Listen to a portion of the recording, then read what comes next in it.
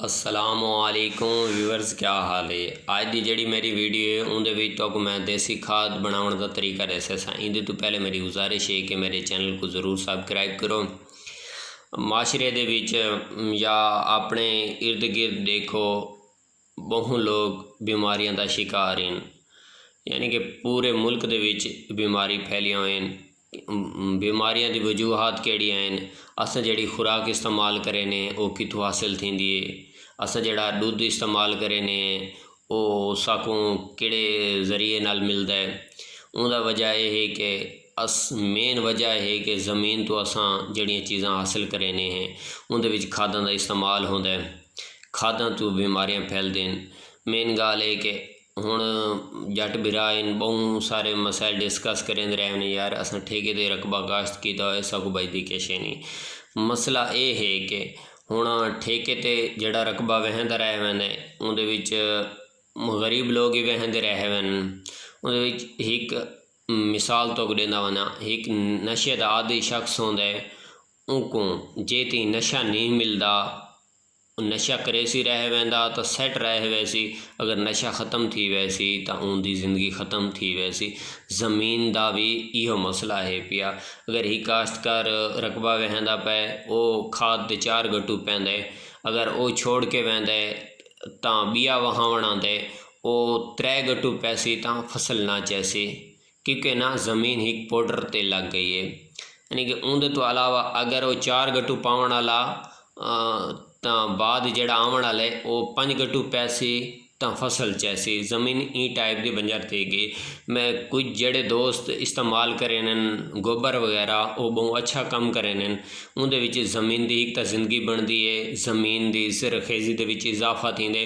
उनदे विच जिहड़ा एक तरीका है पिया उन्हां दा वो मेरे को अच्छा नहीं लगता, क्योंकि रूड़ियाँ वगैरह चाह के ऐठे खिंडा रहे होना, इंदा एक ये तरीका नहीं होता।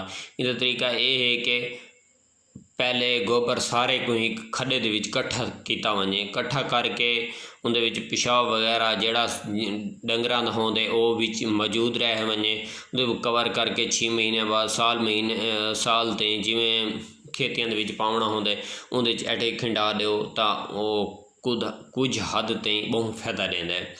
तो जिहड़ा मैं तो तरीका दस्या सा ना वो दरअसल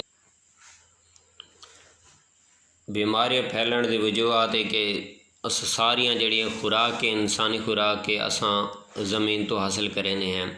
अल्लाह ताला बहुत सारिया नेमतां तो नवाजे, पाकिस्तान दे विच कोई किशे दी कमी काने, लेकिन हुण असां जड़ियाँ खादां पा के ज़मीन को ख़राब किया होए, फसलों दे विच जहर यानी कि जिहड़ी असां खुराक इस्तेमाल करें उनदे विच एक हद ते जहर दी भी आंदी पई है। ठीक है, उनदे विच ये कि असां जिहड़े जानवरां वास्ते चारा वहने उनदे विच खाद का इस्तेमाल, कि खाद वाला असां जिहड़ा दुध इस्तेमाल करें जानवरां तो उनदे विच खाद दे असर होने बीमारियां तो फैलनियां। तो बिया असां जिहड़ियां सब्जियां वैजीटेबल यानी कि सब्जियां वगैरह असां खेतों दे विच वहने उनदे विच असां खाद पैने, वो उन्हां दे विच इतनी कैपेसिटी नहीं होंदी, यानी कि ताकत नहीं होंदी कि जिहड़ी इंसान को ताकत देवे। क्या है खादा ख़राब कर दिता है।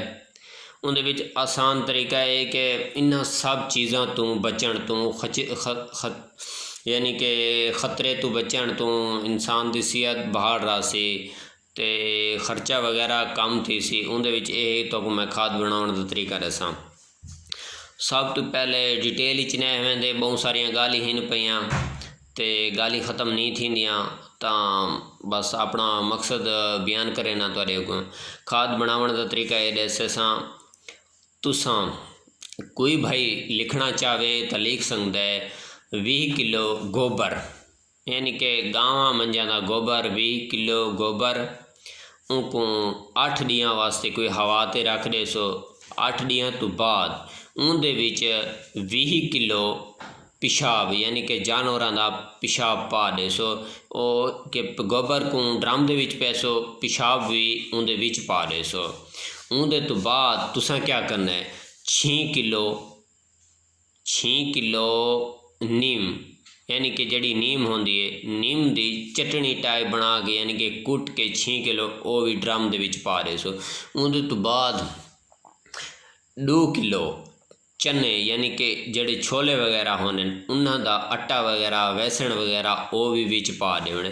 उनके तो बाद 2 किलो मुल्तानी मिट्टी, अगर मुल्तानी मिट्टी नहीं मिलती तो जी चीकनी मिट्टी है वो भी इस्तेमाल कर सकते वे, ठीक है। उनके तो अलावा इनको 16 ॾींहं ताईं ड्रम दे विच मौजूद रहन देना। 16 ॾींहं के बाद यानी कि हर रोज़ इंदे विच लकड़ नाल हलैसो। उनके तो बाद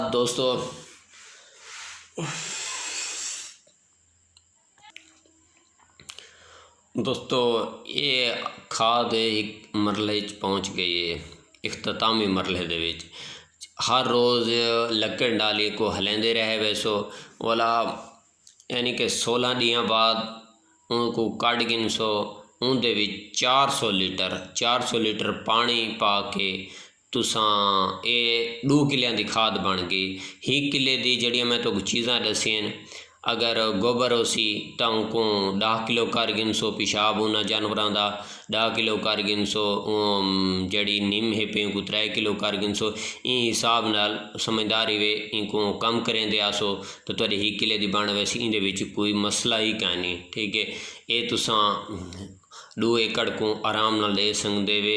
इंदे विच पैदावार दे विच इजाफा थी सी ते इंशाअल्लाह तुहाको ये चीज़ ते इतफाक़ करना पोसी के इस्तेमाल करे सो तो बाद ही मेरे को याद करे सो कि भाई होनी मशवरा दिता है तो बहुत ही ज़बरदस्त मशवरा है। इंदे तो पहले मेरे चैनल को ज़रूर सब्सक्राइब करना है। इंशाअल्लाह अगली वीडियो नाल मुलाकात थी सी। अल्लाह हाफिज़।